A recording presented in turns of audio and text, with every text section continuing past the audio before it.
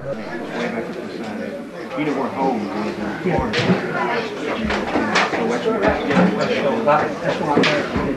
On three. 1, 2, 3.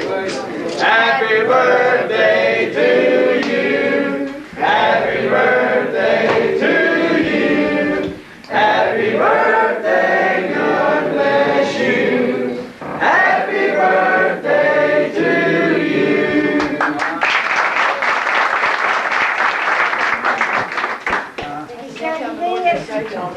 No. I said the Lord sent that storm last night, so I'd have an excuse to take you to the airport today.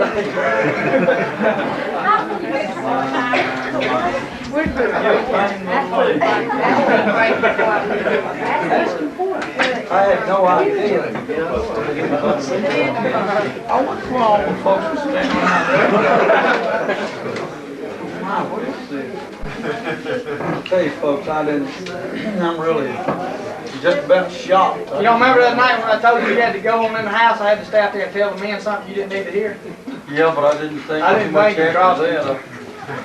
I kind of dismissed it from mine, and I really appreciate this. How you like your cake over there? Being thoughtful is so much. Like the man wrote the song, "It's so good to be remembered." That's beautiful. Well, looks good too. I didn't have no idea that y'all had anything planned. I was just telling David as to what the significance was of some of these things. And, as today, great spiritual significance is to yesterday, today, and tomorrow. And I was just telling Betty and him up there, I said if people knew the significance and understood, they'd be scared half to death. And I would too. If I knew what I know, and if I wasn't right with God, I'd be scared to death, or just about to death. I don't know where I could keep my composure. My nerves would probably break down on me. But I look around, and I see so many people, and I can tell that they don't know that there's anything going on. And then I look at my people, and I know that they do know. And then I wonder, how many of them, as to what degree. And it really tears me up. Anyway, I'm thankful to God that y'all care enough to know. Not for me, but as to consider me as your pastor and as a brother, which is overwhelming to me. So what? Let's have prayer, and that way we can all share some of the birthday. Like the little grandbabies say sometimes, we're going to have a happy birthday. All right, let's just pray here. Precious, wonderful Heavenly Father, we're so grateful for your blessings and for your concern. Dear God, for your kindness, for the love of God that's in the hearts of the brethren.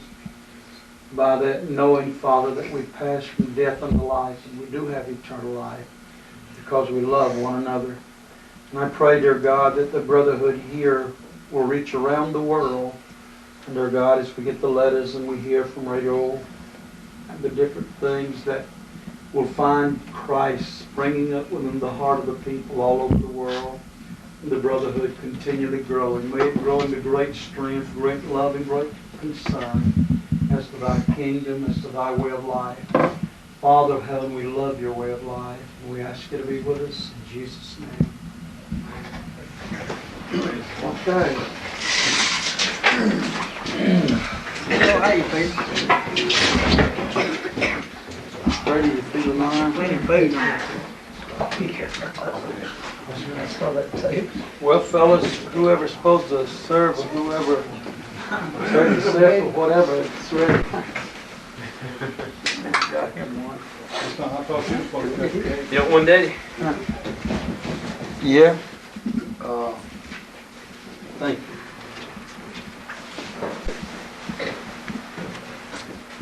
That's nice. Oh, that's pretty. My sons would hold us under the Lord on. I think who was it that had one? Was it yours, Gene, that was holding us under the Lord? Somebody. Yeah. Okay. Did they get anything to drink? I think that's the cooler there. I guess it's probably word full of 2 coolers. Yeah. Come on, fellas, and eat something. You don't have to ask me why. We get done lining up, then I'll go. We're drinking in line.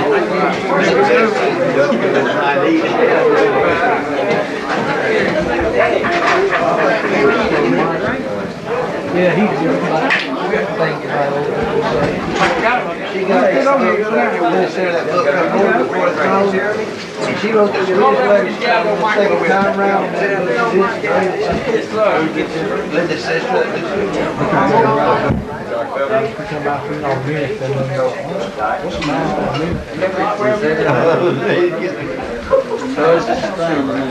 Who was it, Bill George? Eisenhower. Married to Rachel? Yeah. Chief scientist of communism. Oh, hey, that goes back to the iron and clay, doesn't it, Bill George? Definitely. I'm trying to get He's always talked to Gorbachev on the other. So he definitely the communist I party. wouldn't stood you up for no other reason, Frank. I know.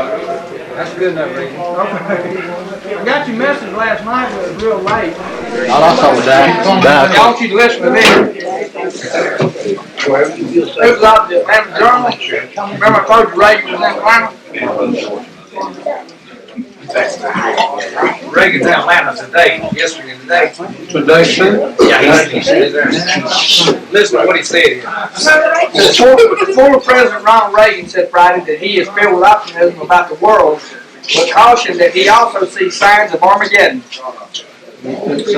Responding to a question on Middle East peace at a convention here Friday, he alluded to biblical passages about the end of the world and the Battle of Armageddon, the prophesied final conflict between good and evil. It's important to remember that the Battle of Armageddon was to begin in an area in Israel, according to the prophecy, he said. Added that other signs of the prophetic doom are visible, such as abnormal weather, an increase in natural disasters like storms and earthquakes. He stopped short of predicting that the end is near. Mr. Reagan described President Mikhail S. Gorbachev as the Soviet Union's best and only hope, but cautioned that internal opposition to perestroika poses a serious threat to the Soviet leader and to his reforms. The former president, who gave a 25-minute speech and took a half hour's worth of questions from the audience at the day's end conference at the Marriott Marquis, had little bad to say about the state of the nation and world a year after leaving the White House. Reporters were not allowed to question him. I'm more optimistic than ever in my life about world peace and democracy, Mr. Reagan told more than 1,000 decidedly friendly Days Inn franchises and guests. These are the days of triumph and freedom. However, he said he believes the Middle East will continue to be a political and military caldron because Muslims hold the belief that the shortest way to heaven is to kill someone of our faith. The problem there is they have leaders like Muammar Gaddafi, he said. It was not just an accident that some airplanes flew his way one day, a reference to the 1986 bombing raid on Tripoli, Libya. Throughout much of his presidency, Mr. Reagan was known to offer occasional musings about Armageddon, which the Democrats attempted to turn into an issue during his 1984 race against Walter Mondale. On Friday, Mr. Reagan had only good things to say about Mr. Gorbachev, whose nation the former president once described as an evil empire. He is totally different than any Soviet leader before him, he said. The only threat against him is from within. Even so, when asked about Mr. Gorbachev's selection as Man of the Decade, an honor Reagan supporters said was due to the former president, Mr. Reagan joked, "I don't buy time anymore." He said much of the change in the world, particularly the democratization, or whatever how you say it, of Eastern Europe, said he attributed to the rise of communications technology. The Iron Curtain is the magnet line of the microchip, he said, referring to a French system of pre-World War II fortifications that became symbolic of complacency against an enemy. Technology makes it difficult for a state to control the information its people see. I believe Mikhail Gorbachev realizes these things. He also had high praise for his understudy, President Bush, and said critics who assailed the new president for not coming in with new programs or with programs for sweeping change were missing the point. He came in to continue what's been going on for 8 years, Mr. Reagan said. Much of his ire at the rostrum, for which he reportedly was paid $60,000, was spent retelling old jokes and anecdotes from his presidency. He noted that Days Inn has a program of hiring senior citizens and asked anyone happen to have an application. He told the audience that his personal favorite among the 73 movies he made was King's Road. And he goes on to talk about Notre Dame football he wrote and something other. You know, the thing is, David, how does that look as President Bush's statements and Reagan's statements and the different things that's come up lately in the newspaper, and that is the Gorbachev turning Christian, those found out in the light of what we said a year or so ago. We said a number of years back after the end of the world. George, you remember the old Baptist preacher, Lady Jackson? He wrote a book, and he's still preaching. And he wrote a book, The Mystery Man. And you know what he wrote? He says that Gorbachev definitely is that mystery man, that man of iniquity. And he claims he got a lot of inside information on a lot of things. And he wrote a book about it. I heard him advertising on the radio. Chris looked like he needed another one. David. He said a lot of folks are writing for the book, you know, but he, you know, he's got his viewpoints on how he describes him as that mystery man. Well, everything according to what I understand, Brother Greg, has gone directly in the direction that we felt. Even when the Lord spoke to me and said, "Bush is my man for this time," and I prayed, even when it looked like he could lose out, he made a statement he could go in and pray. Something said, "Pray for him." And we prayed for him. And the things we spoke of that he would do, he's doing exactly that. I know it's a fact. He made a statement, he definitely To bring it back to the original, what it is, to show that the days of the Gentiles are coming. Did you know this? It's amazing. His string that I would think of something like this. But you know, he's a hunter. He's a big hunter. And he goes out to Texas and hunt quail. Yeah, all things. I got on to him about it. Wow, I got on to him about it. Said that he was the president and said he didn't need that meat and stuff. And he had no business up there killing the wildlife. Now they actually, this is aired on the radio, yes sir. Said he had no business killing the wildlife like that. He said that he was wrong to support himself or his meat. I think it must have really embarrassed him. But he's a big fellow. That's pretty good, though. It's an example. Well, About not running, he said, talk about that. And then, you know, the thing would do something he'd be and then bring it up with me on the radio.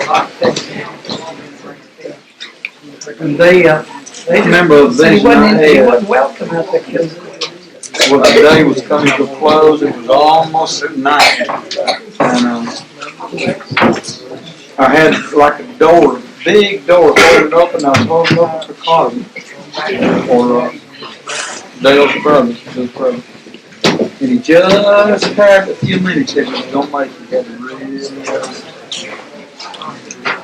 As a matter of fact, if you remember, trying to hold it open for him as to let somebody in. If you remember, the door closed on me. Do you remember that? It closed on me and let me outside. And in the vision, I had the power to open the door, and I raised it back up. I stayed so long trying to get one in. I had I got them in. It's like I was getting them in. They'll come in about this time. Yeah, Dale's coming in right here, you know, it's late hour. I had a dream where Russian dropped the bomb, but it didn't hurt us. But we was all up to save and did that one. It's staggering. It's like I was telling Richard yesterday when I was talking.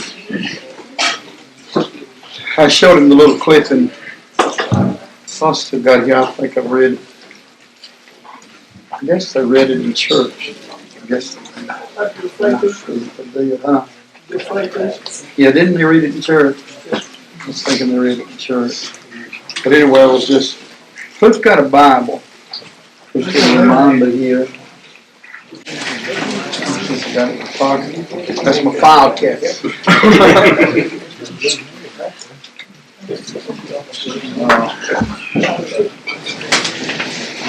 There's a different ones who'd like to hear this. Yes, sir. I pointed out here. I think we've already read it. Some of them have from the church.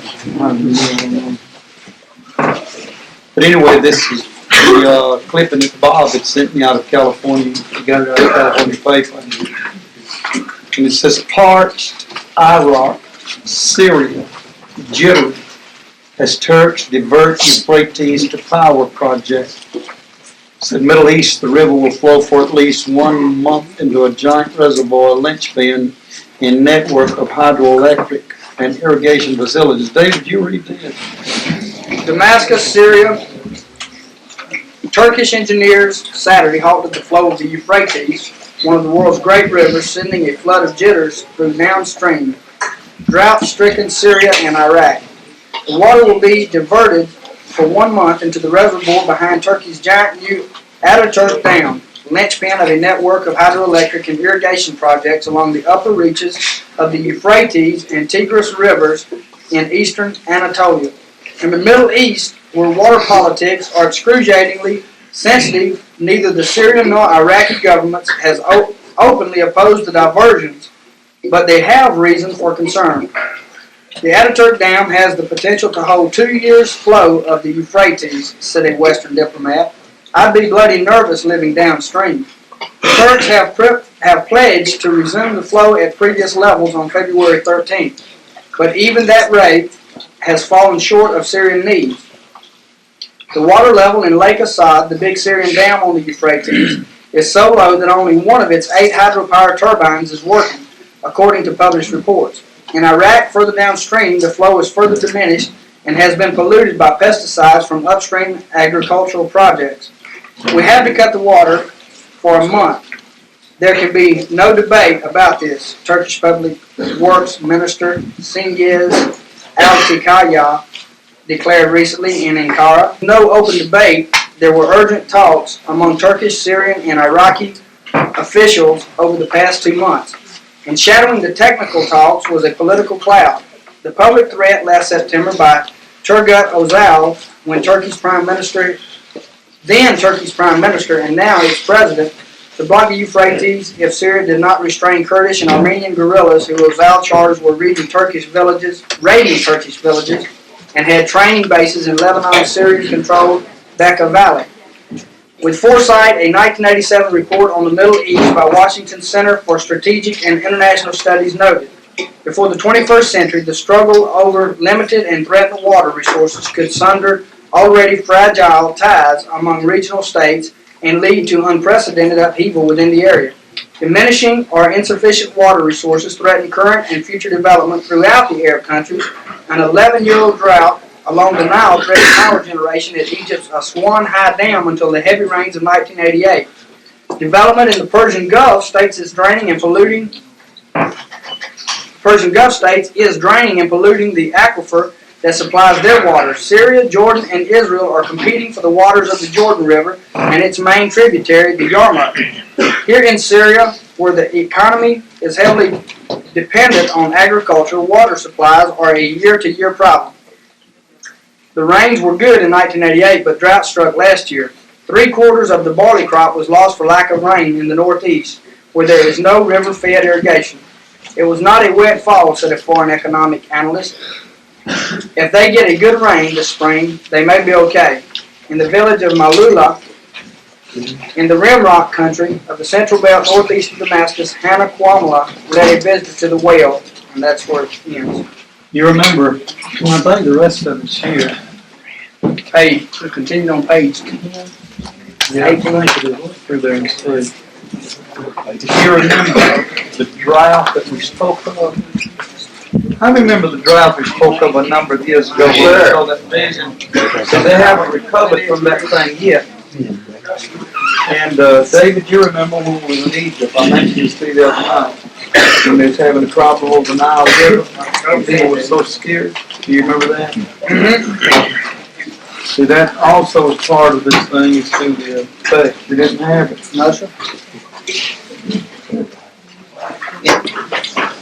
See if that's...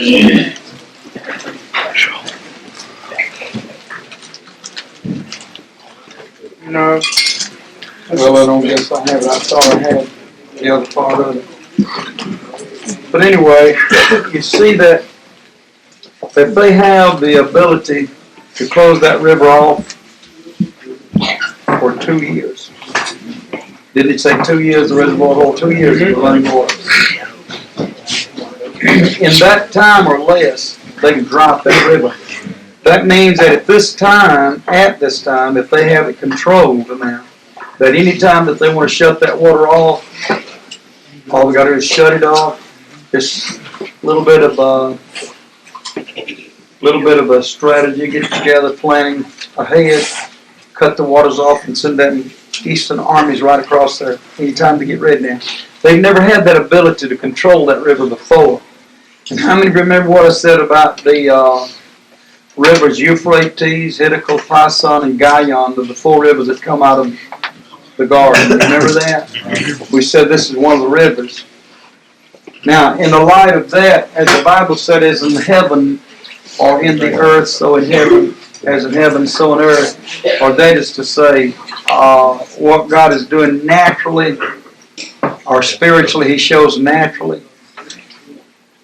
See, and in this 16th chapter of the book of Revelation, it is in the 16th chapter that He speaks of the battle of Armageddon, and or the 16th verse, and it is the 17th verse that the angel pours out his vial into the air. You just have to forgive me if I stumble stagger, because a lot of minds going every which way, and none of them just trying to collect them.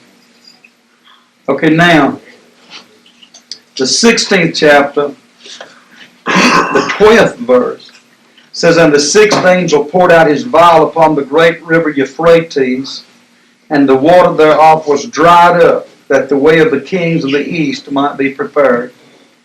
And then it says, following, in the 16th verse, and he gathered them together into a place called in the Hebrew tongue Armageddon.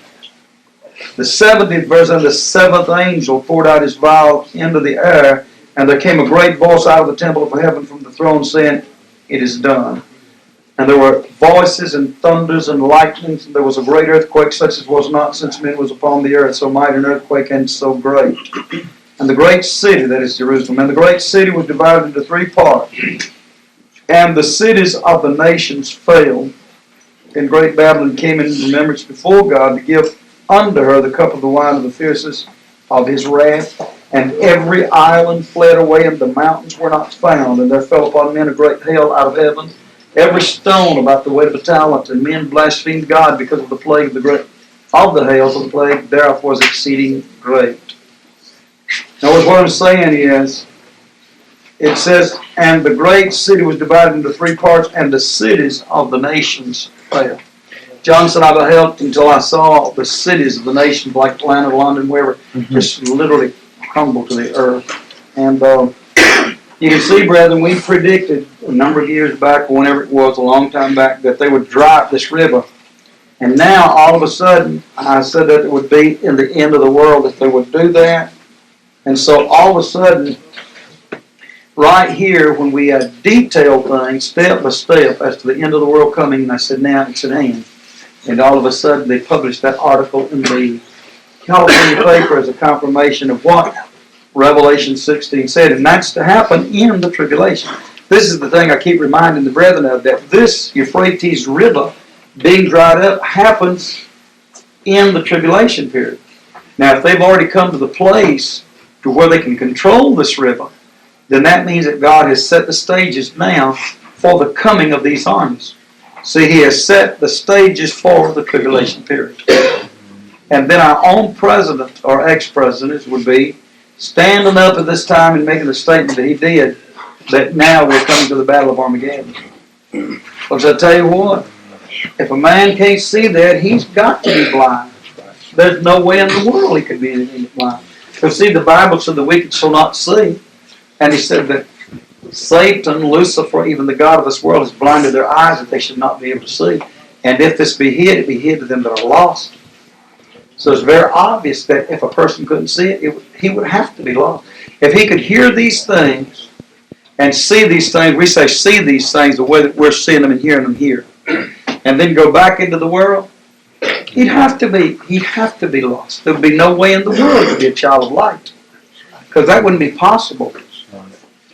Now, that wouldn't be possible. If I met a man on the road and I said, look, man, you better turn around. You've got 1 mile to go, and they're going to take your head clear off of your body. And you'll have to turn around. If he says, you know, I hear what you say, and then he goes on down the road, how in the world could he have heard what I said? He'd either have to be insane or drunk to where he didn't know what I was saying, or he'd just be a fool. Because a man wouldn't go down the road knowing he was going to get killed unless something was wrong with him. And it's the same way, knowing that a man's going to lose his soul and lose out with eternal life. It'd have to be something. He'd have to be a child of darkness. The Bible said the wicked shall not see when good cometh. Well, if the person couldn't accept it, it would be because they would be blind as to the eyes of their understanding. Well, the thing that we've got to remember, though, is even though we see it, that doesn't mean the world sees it. See, the Bible said they will not see. And even though you might see it, you know, and they might get shaky out there, yet they don't see and understand what you see and understand.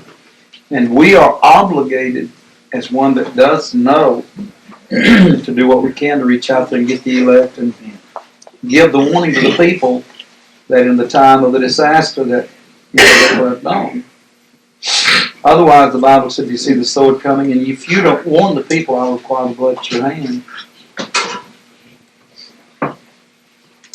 Well, are we ready to cut the cake? Praise God. It's really something, though, when you think that we know for sure that the end of the world is here. We've heard it, we've talked about it, we've thought about it. People down through the world have spoke about it. And some have been a hiss, some have been a miss. And, it's pointed on as to the coming of the Lord. But now, for sure, it's for certain, there's no way to deny it. That really is here. More. When your president gets to talking about it, something's going on. All the money goes to the wife. She collects that. She told me a while ago she was going to help you spend it. How about that? That's the proof of what I said. I promise you, she wasn't kidding. Your birthday is a blessing not only to you, but to all who knows you. Happy birthday. Wishing you God's richest blessings, Brother Allen. Thank you, Brother Allen. I tell you, I really appreciate these cards, brethren. They mean a lot to me. He appreciates the money, too.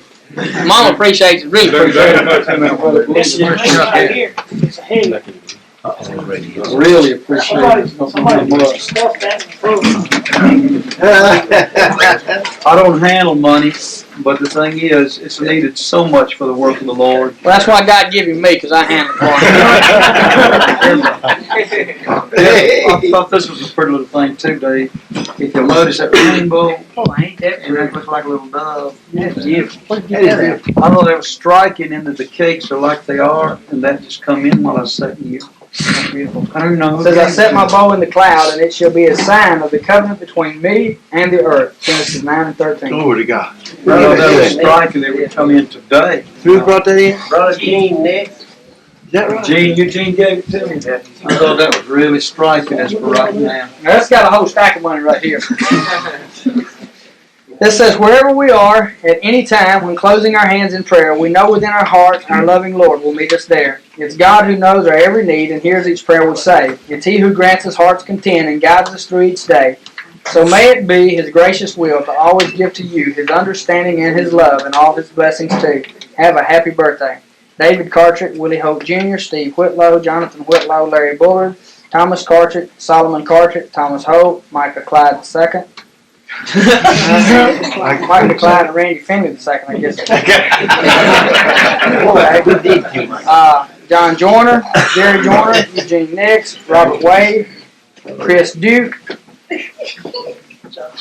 Johnny Spall, Roger Duke, Steve Nunez, Andy Beachy, Bill Kirk, Ricky Banks, Joe McLean, Mike Bradley, Willie Hope, Gary Armstrong. Some of these signatures are like doctors and lawyers. You know, that reminds me, this morning I think Rick Banks was the first one that said happy birthday. I walked outside and he was drilling when I started out. He said, happy birthday, Brother Pike. And Joe turned around, Joe was with him, and Joe also wished me happy birthday. But then I came down here and was talking to Don and was talking about the harvest over there. You remember the song, Cast in the Sickle, the harvest is white, the blood is to the bridle.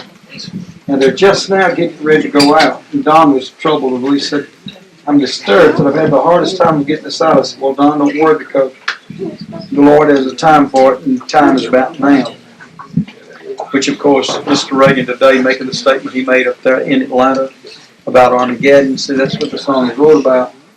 And sure enough, they got it ready. It's fixing to go out. And while I was talking, Ricky came in and gave me this little crown. I don't know where Brother Marcellin's here or not, but it's been, how long ago it's been? 2 or 3 years ago. From what? I picked this up at Morris's place. I found it over there at Morris's place. A year, probably. Has been a I year. think it's been a year. And I handed it to Rick. I gave it to Rick. Now, Rick kept it all this time, and then this morning on my birthday, he came down here and handed it to me. Ain't that something? Well, he handed it to me, but he was talking about the harvest. I walked up to what they call the Father's house, and Brother Keys handed me a letter. And it was a letter that they had written him concerning the Keys family. And they said now that they had all the keys in the world together, that had to go into 150 million books, was it? To get them. I might have it wrong. I believe it's 150 million books or something. To get them, and said we got them all together. And Brother Keys handed me that you know, the Keys family. And I thought, Lord, that couldn't be no coincidence to the resurrection, the day of the Sabbath of the Jews, and then tomorrow having to do with the resurrection, you know. And here he brings this crown, and they handed me the thing on the keys, you know. Come down here and get your robe of righteousness put on. Yeah, it is unreal how that this has happened today as to a time of birth, which no doubt has to do with the brethren, you know, and them coming to the birth as the child coming to the birth. And, I read in the headlines on part of the paper, it said a survey had been made on the churches. It said now the churches have, all the churches have matured in their faith. They got matured. That's what it said. Isn't that a confirmation of what I was saying there? Yeah. That's a That's what you were saying to me a day or two on the way back from there. born. They have matured That's in their faith. unreal. I was just telling them that our 12th little calf finally got here. That's good. It was a half 9-3. 9-3. That's fantastic. They say usually it's always 9-3. Frank said give it to Well, starfish. you. Bless you on your birthday and always. Love all You know, I heard the Lord speak to me then. I heard him a minute or two ago speaking. You know, Frank, given this is really a starfish. We speak of this pearl of great price, and we're speaking of the car having to do with the conquering of death. Whereas it's called titanium, pearlescent, sea mist. And all of that indicates as to strength of the pearl of great price and the conquering of death. And of course, this comes from the sea, you know, diving deep the pearls of the sea. And Myron being here from overseas, he is a diver. And I was sitting here and I heard something say, give this to little Chris. It has to do with that birth as today. He come up, he grabbed me today when I walked into the house. He run up and grabbed me. And I was just talking to Chris about him. I was thinking about Chris sitting at the table the way he is. And this little star right here going to him, we speak of it, they start doing with our heart. And this little star here is highly allegoric. I can see that in the way the Lord spoke to me about it. So I'll give the little star to Chris. You're welcome. Every card is special because it comes from a world of sovereignty. Every card comes from a mind and a thought of sovereignty. When they come as 2 or 3, that's a confirmation. Okay. This one says Federal Reserve note.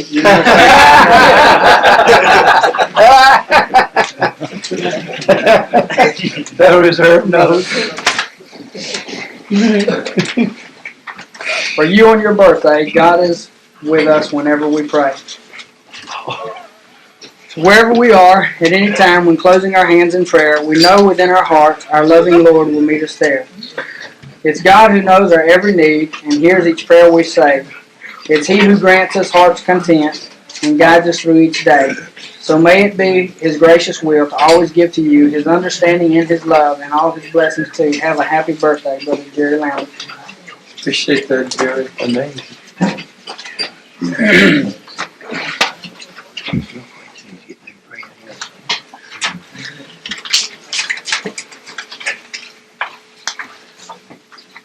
Brethren, we don't want to miss eternal life. No way.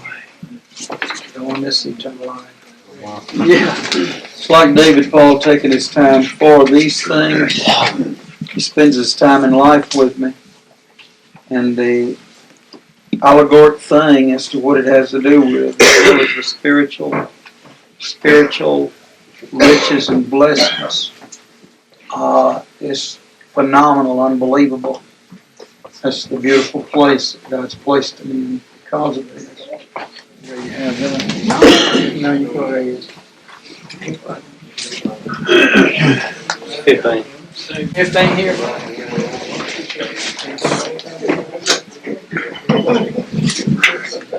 Who's that card? No, you go ahead. Another one come. We'll eat that. Your birthday. You and Bevo eat the first one. There's plenty more. I just want to Oh, it's I just want a little bit of these. So I get a little bit of these small pictures.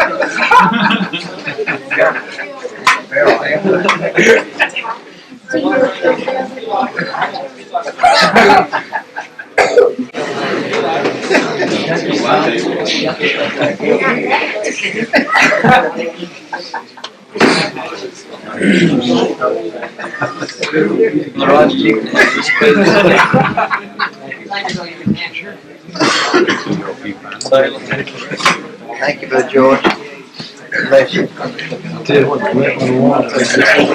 Yeah. That's the thing right Had to do with title over here. I forget exactly which one it was.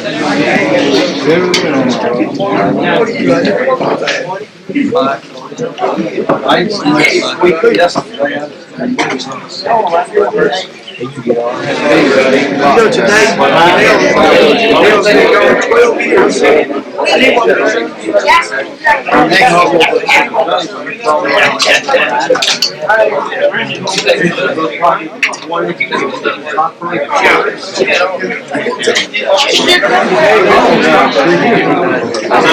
Even his kids are tall.